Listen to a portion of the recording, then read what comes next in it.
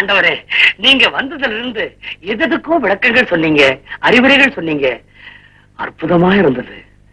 ஆனா என் விஷயத்த மறந்துட்டீங்களே. பூசாரி, ஐ ஆம் வெரி சாரி. நான் பூலோகத்துக்கு எதுக்காக வந்தனோ அதையே மறந்துட்டேயா. உன் பொண்ணோட கல்யாண விஷயம் தானே? ஆமா ஆண்டவனே. ஆமா பூசாரி, நீங்க தான் எதுக்கு எடுத்தாலும் காலம் வரட்டும் காலம் வரட்டும்னு சொல்லுவீங்களே, அந்த காலம் தான் வரட்டுமே.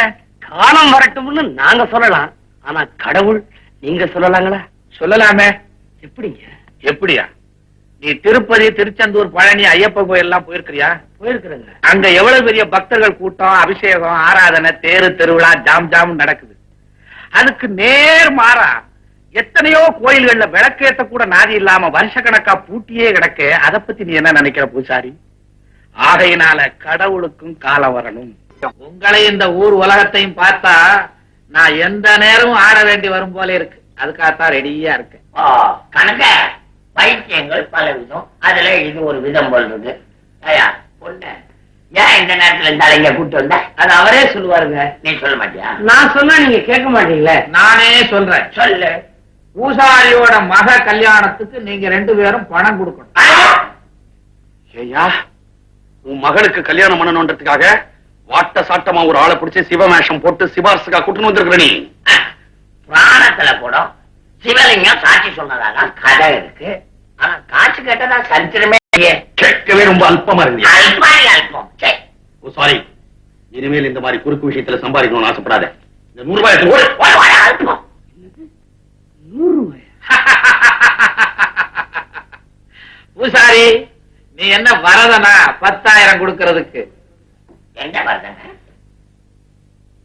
காஞ்சி வரதராஜ பெருமாள் கோயிலுக்கு கும்பாபிஷேகம் நடந்தது. அப்ப நான் 10,000 ரூபாய் கொடுத்தேன். அதை ஞாபகப்படுத்துறாரு அண்ணே. அது போன வருஷம் இல்ல தம்பி, இன்னைக்கு முக்காடு போட்டுக்கிட்டு வந்து வாங்கிட்டு போனானே 10,000 உள்ளூர் வரத அவன். நீங்க போக வேண்டிய டெல்லிக்கு பதிலா அவன் அனுப்பிச்சு வச்சுகளே அந்த வரத. சத்திரம், சின்ன பிச்சைக்காரங்க சதக் சதக்.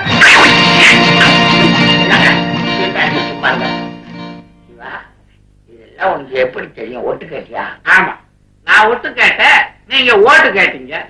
அட பாவிகளா, ஜனங்களை 2ஆ பிரிச்சு ஓட்ட வாங்கிக்கிட்டு இப்ப நீங்க 2 பேரும் ஒண்ணு கேட்டுட்டீங்களா?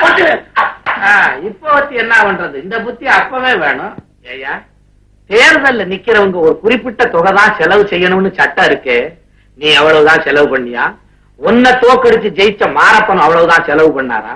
ஜெயிக்கணுங்கிற ஒரே வெறியில லட்சமா செலவு பண்ணிட்டு சில ஆயிரம் தான் செலவு பண்ணேன்னு சபைக்கு போகும்போதே போய் கணக்கு எழுதி வச்சுட்டு போறவனுங்க பதவி ஏத்த உடனே என்னன்னையா செய்வீங்க நீங்க? ஏயா, நீங்க தேர்தல்ல செலவு பண்ண தொகையை சொல்லட்டுமா? கனக சபை ஒன்னதான் 79,080 பைசா. மாரப்பா 99,099 பைசா. என்னையா இது அக்கறம்? என்னன்னு திக்கு நீ என்னமோ பண்ணுது. என்ன இந்த ரகசியம் நமக்குள்ளே இருக்கட்டும், வெளியே எங்க சொல்லிடாதீங்க.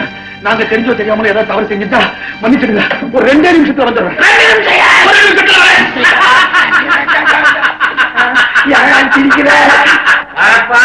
நீ மாறவே மாட்டியாப்பா? உங்களுக்கு எப்படி தெரியும்? பெரிய பேரு, உன்னை நம்பி எல்லாம் ஓட்டு போட்டாங்க ஜனங்க, அவங்கள சொல்லணும்.